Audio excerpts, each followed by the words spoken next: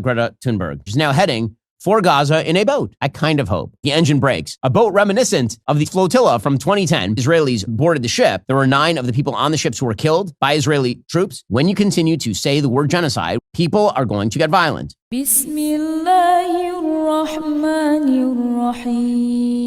am a reaver and I was taught how to pray Salah. That means every single time I pray, the person who told me gets the reward. 5 times a day, from Fajr to Isha. If you want to support someone like me in learning Salah, then sponsor 10 people for just £100. Remember the Prophet, peace be upon him, said, charity does not decrease wealth. Click the button and donate now.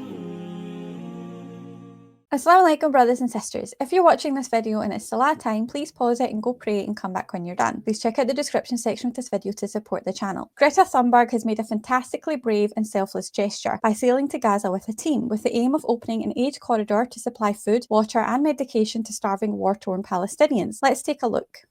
Hello, I am currently standing on the Madeleine, the ship that will attempt to again sail towards Gaza and to try to break the siege and open up a humanitarian corridor by delivering aid like food and medical supplies. The last time we attempted this, about a month ago, the boat Conscience, just a couple of hours before we were planning to board and set sail, it got bombed twice, and all evidence suggests that it was Israel who did it. Oh my god. So now we are here in Catania, outside of Sicily, to try to continue our mission to try again, because currently we are watching a systematic starvation of 2 million people, a live stream genocide, and the world's silence is deadly. That is why we have to keep trying everything we can, even if the odds are against us, to try to protest and do everything we can to stand against Israel's atrocities and war crimes, and to support and stand in solidarity with the people of Palestine.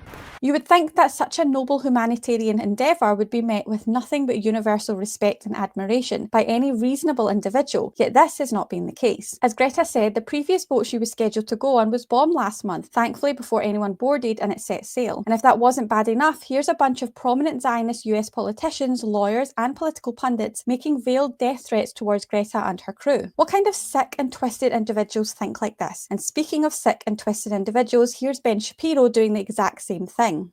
We're still talking about Greta Thunberg. She was a not particularly cute child, and we weren't allowed to make jokes about her not being particularly cute because she was a child. And she is an obnoxious brat. When she was 8 years old, at that point, she stopped talking, stopped eating, and lost 22 pounds. That was at like age 11, because she's not humble at all. She's, as I say, truly obnoxious. She's 22, so I can say whatever I want about her. She still dresses like a little girl, and she still cosplays as a teenage girl. Now she has graduated to the new leftist radical cause of the day, standing for Hamas in Gaza. So this Swedish truant, who still has not graduated college, is now heading for Gaza in a boat reminiscent of the terrorist flotilla from 2010, in which friends of Hamas sent a set of ships to Gaza laden with goods. That particular flotilla was offered passage at Ashdod, which is an Israeli port, and they turned it down because they were worried that Israel would confiscate the goods, which Israel would have. And when the Israelis boarded the ship to stop it, this is back in 2010, some of the people on the ship even grabbed the weapons of the Israelis. 10 Israeli soldiers were wounded. There were 9 of the people on the ships who were killed by Israeli troops. Our Pippi Longstocking wannabe heroine has now loaded onto the so-called Madeleine ship, which is launched by the so-called Freedom Flotilla Coalition. Thunberg has taken the lead, calling to dismantle Zionism. This is her goal, to dismantle Zionism, which, just for the record, means the forcible murder of millions of Jews who currently live in an actual, not fictional state called Israel. They say they're trying to bring humanitarian aid to Gaza. One of the big problems with the UN is that they worked for Hamas. And so all the aid that was going in was being hijacked by Hamas. So what Greta is doing is actually part of a gigantic propaganda effort launched by the exact same pro-Hamas forces. And she's wearing the terrorist keffiyeh. Listen, I kind of hope, secretly, the engine breaks. And if they land on the shores of some uncharted desert isle, I hope that they land without the keffiyehs so they can see how the Hamas locals treat them without their terror solidarity insignias. When you continue to say the word genocide, that leads to a raising of the temperature. And when you raise the temperature this much, people are going to get violent. This is a boat full of just complete clods who hate the West. Greta hates capitalism. She hates the West. That's the end of it. Meanwhile, she's a obnoxious Swedish brat. God, she's so obnoxious.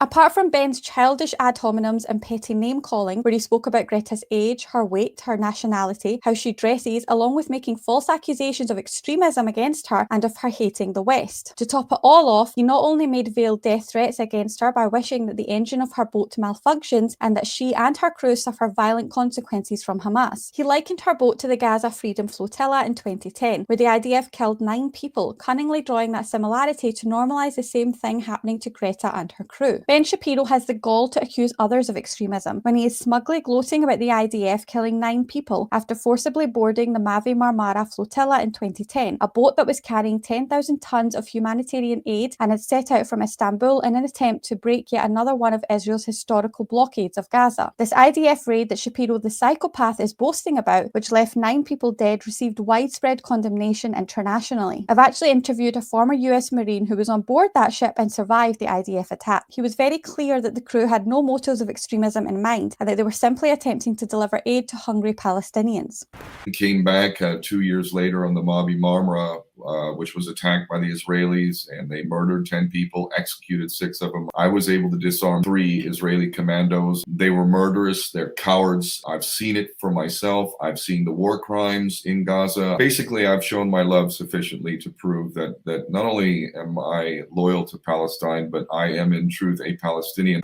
And you may say, who cares what a mouthy midget like Ben Shapiro says about Greta's boat being attacked? He's just a deranged Jewish supremacist. But let's not underestimate the reach of this genocidal dweeb, as he is not only being paid a salary by the Israeli government to push their propaganda, he also has the ear of many American politicians. And when the IDF are being reported in the mainstream news as openly saying they will fire missiles at Greta's boat in order to prevent her from delivering aid to Gaza, it's clear that the situation is much more serious than just a bunch of online Zionist maniacs brimming over with rage at Greta. And as far as Shapiro's misrepresentation of Greta's opposition to Zionism by falsely conflating this with violent anti-Jewish sentiments, firstly, not all Zionists are Jewish, so this cheap tactic by Shapiro of deliberately misrepresenting anti-Zionism as anti-Semitism is not going to fly, as no one's buying it anymore. And secondly, as far as I know, Greta has never expressed that she wants to harm anyone. All she has ever said in regards to this aid mission, and overall when it comes to Gaza, is that she simply wants to help Palestinians.